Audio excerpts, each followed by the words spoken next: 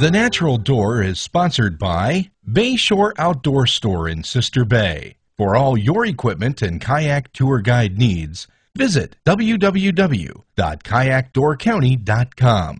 And by Door County Nature and Travel. Nature travel with a passion. Good morning, I'm Paul Regnier with Door County Nature and Travel. Welcome to Door County. This morning we're going to be paddling along the Niagara Escarpment. This year, 2010, is the year of the escarpment. We'll be coming out of Ephraim in beautiful Eagle Harbor, cruising along the shoreline in Peninsula State Park where the Niagara Escarpment is very evident. We'll also be taking a little bit of hike along the Escarpment Trail, Eagle Bluff Trail, and looking at the features and natural history of the Niagara Escarpment. So welcome and come on along and get ready to get a little wet. Okay, let's take a look at some recent geology first of all before we get into the, we'll go back in time actually, geologically speaking. If we look at the beach, you can see any sand beach in Door County, including the one here in Eagle Harbor. You're basically looking at recent geology. This is the result of the glacier receding about 10,000 years ago. So you can thank a glacier anytime you see a beach in Door County, because Door County's bedrock, which we're going to be looking at, does not produce sand. It produces a much finer grained kind of marly material. So this is mostly silica based, like most sands in the sandy beaches. Anywhere you go in the world, you'll see pretty much silica based. It's one of the most numerous minerals in the world. So here we have it in Door County, gracing our beautiful landscape. If we continue to look behind me, you'll see where the beach turns from sand to cobble. And we're going to look at, that's all the dolomitic limestone. That's what makes up the Niagara Escarpment, sometimes called Niagara Dolomite. And then if we keep on going, and you keep on going to the edge, you can start to see what we call the escarpment, which is the sharp drop-off right there of the landscape. I mean, it's an escarpment, and this is really the Niagara Escarpment. It only exists on the western part of Door County.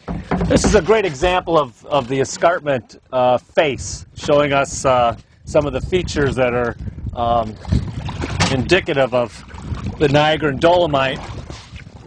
One is you can see the layers of the rock, indicating that at one time it was a sedimentary rock, created, again, over 400 million years ago.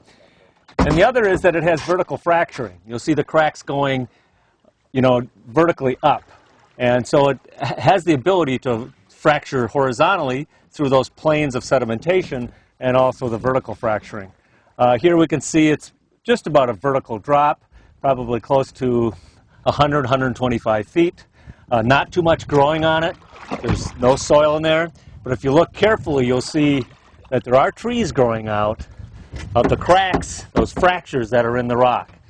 Those trees along the Niagara Escarpment, not just in Door County, but all along the escarpment throughout the states of Michigan and into Canada, those trees are some of the oldest trees that we have here in the Midwest, ranging anywhere from a couple hundred years old to over 800, maybe 900 years old.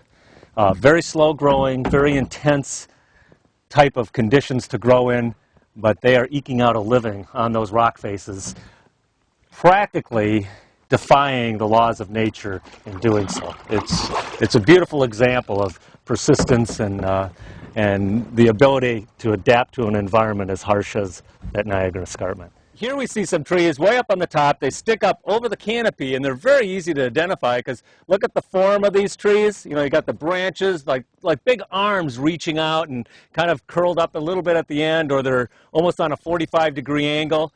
Huge trees. Those are white pine, and those grow on drier sites. They don't like to grow in wet areas, so you'll see those. And probably the most important tree in Wisconsin and upper Midwest history is this tree. It's a tree that put the upper Midwest on the map back in the early 1800s. They consider this to be the white gold because they harvest this tree like there was no tomorrow, and helped to fuel the building of Chicago, the Prairie State, big cities, even Minneapolis, Kansas City, St. Louis, because in the Prairie States they didn't have trees and didn't have a lot of timber resources. They would ship them down. It's still used today. It's still a harvestable tree, But of course in the park they're all protected. And you will see this tree growing way up over the canopy in parts of the county, which sometimes really doesn't do itself any good, because when we get these wind blasts and surges, those tops will sometimes absorb that wind and uproot these trees. If we had a little deeper soil in the county, they may be able to stabilize themselves a little better, but for the most part they don't.